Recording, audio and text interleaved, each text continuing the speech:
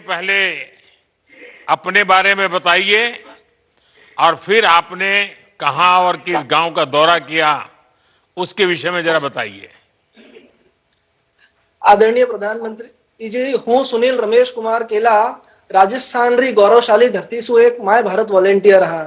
અને આપણો ઘણો ઘણો આભાર વ્યક્ત કરા હા कि आपने मारे जड़ा कितना युवा ने सीमावर्ती गांव में जाननो देखनो ओथाली चीज रो महसूस करनो अवसर दिनो।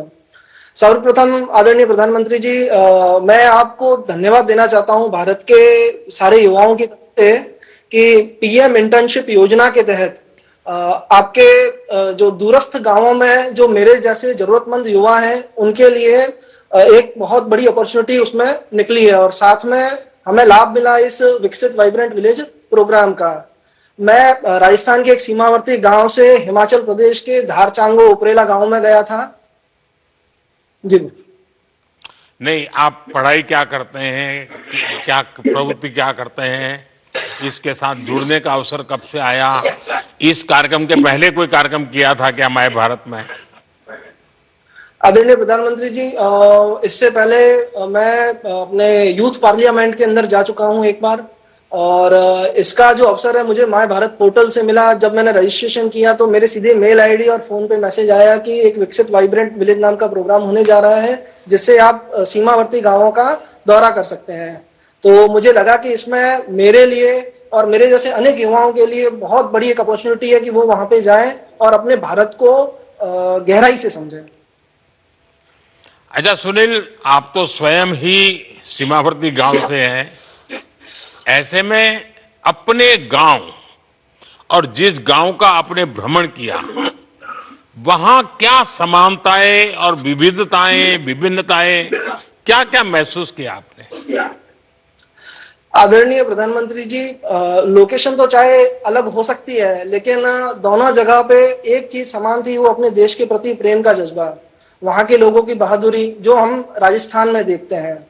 दूसरी चीज, वहां पे उन लोगों का जो अपनापन है, जो डाउन टू अर्थ वहां के लोग हैं, उन्होंने जिस तरह से हमारा स्वागत किया, हमें वहां पे रखा, वहां का खाना खिलाया और ये सारी चीजें हमें समानता की तरफ दिखती है। और विभिन्नता है तो ये है कि हम 50 डिग्री सेंटीग्रेड से निकल करके सीधे हिमाचल के 0 डिग्री सेंटीग्रेड के अंदर गए हैं तो लगा कि लाइफ का सीन किसी ने बदल दिया हो, लेकिन उन लोगों ने हमें ऐसा रखा कि हमें लगा ही नहीं कि हम अपने परिवार से सैकड़ों किलोमीटर दूर आए हुए हैं।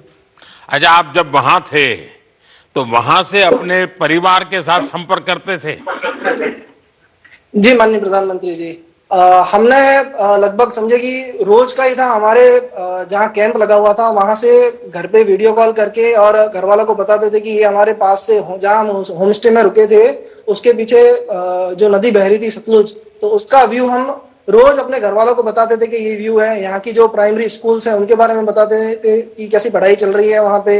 वहाँ के जो जन औषधि केंद्र है, अस्पताल है, वहां का हमने बताया। जो खेल मैदान थे, जब वहाँ खेलने गए थे टूर्नामेंट, तो उसके बारे में हमने अपने घर पे वीडियो कॉल से बताया।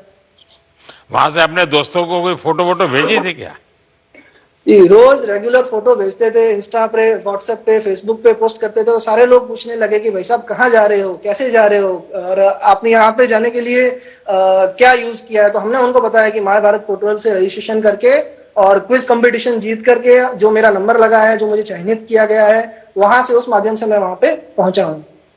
सुनील जी कहते हैं कि भ्रमण से भ्रम मिटते हैं, भ्रमण से भ्रम मिटते हैं।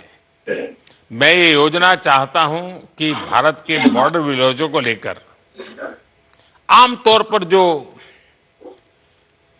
लोगों के मन में भ्रम होते हैं, आपको भी शायद जाने से पहले रहे होंगे, आपको अगर कोई पूछे कि भाई वहां जाने के बाद पहले की आपकी सोच, पहले के जो भ्रम थे, उसमें क्या क्या भ्रम मिटे होंगे?